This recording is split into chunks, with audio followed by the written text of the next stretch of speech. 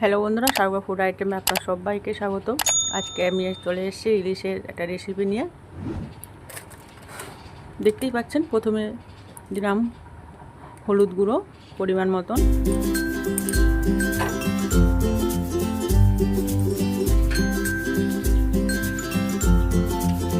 বর্ষার সময় ইলিশ মাছ না খেলে ঠিক জমে না, তাই না? এবার দিলাম পরিমাণ মতো লবণ। ও বলো। এবারে সামান্য সর্ষে তেল দিয়ে ইলিশ মাছটা ভালো করে মাখিয়ে নেব।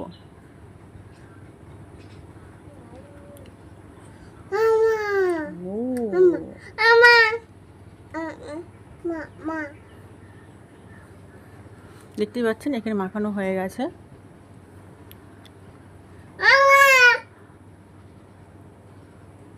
এবার খানিকটা নিলাম কালো সর্ষে আর নেব সাদা সর্ষে।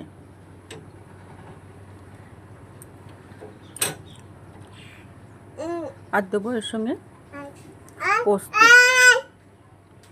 একসঙ্গে একটা পেস্ট বানিয়ে নেব।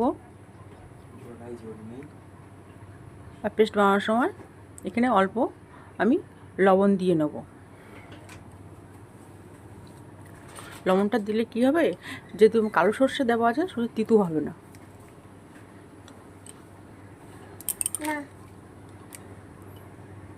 আর তার সঙ্গে কয়েকটা কাঁচা লঙ্কা দিচ্ছি। মিক্সিতে ভালো করে পেস্ট বানিয়ে নেব। আমি তার আগে জলটা দিয়ে খানিকক্ষণ একটু ভিজিয়ে রাখবো, 10 মিনিট মতন।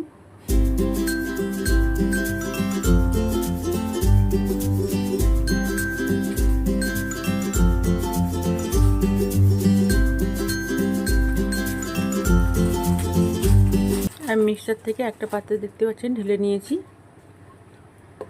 মিক্সার যেটুকু লেগেছিলো সেটুকু জল দেওয়া ধুয়ে নিলাম। কড়াইতে সর্ষের তেল দিয়েছি, দিয়ে কালো জিরে দিয়ে দিলাম ফোড়ন হিসাবে। তারপর যে পেস্টটা বানিয়েছিলাম সেটা দিয়ে দিলাম। একটু মশলাটা ভালো কষিয়ে নেব।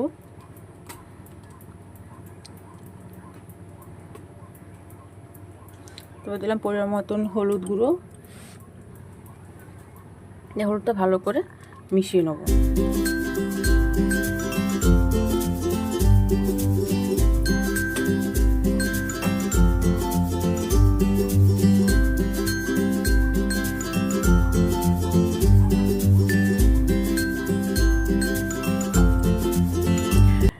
মশলাটা আমরা দেখতে পাচ্ছি কষানো হয়ে গেছে, তেল রিলিজ করতে শুরু করেছে। এবারে মাছের পিসগুলো আমি দিয়ে দেবো।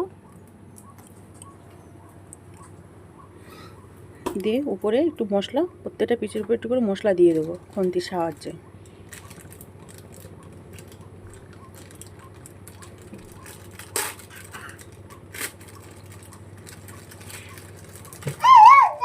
দেওয়া হয়ে গেছে। আয়ুষও দেখছেন মাঝে মাঝে আমার রান্নার ধারে আসছে, শুধু দুষ্টামি করছে এসে। এবার পরিমাণ মতো লবণ দিয়ে দিলাম।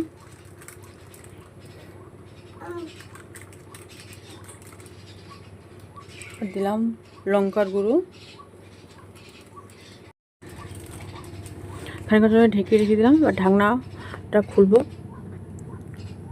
খুলে মাছগুলো একটু নাড়িয়ে নেব খুন্তির সাহায্যে।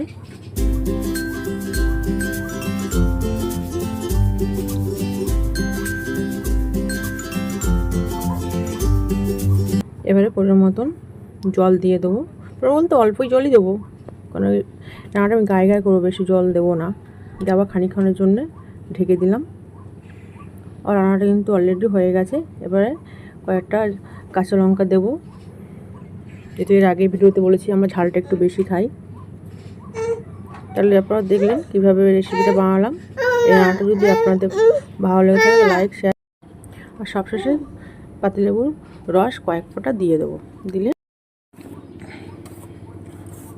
লেবু রসটা দিয়ে আমি ঠিক এইভাবে একটু নাড়িয়ে নেব, যাতে লেবু রসটা সব জায়গায় সমানভাবে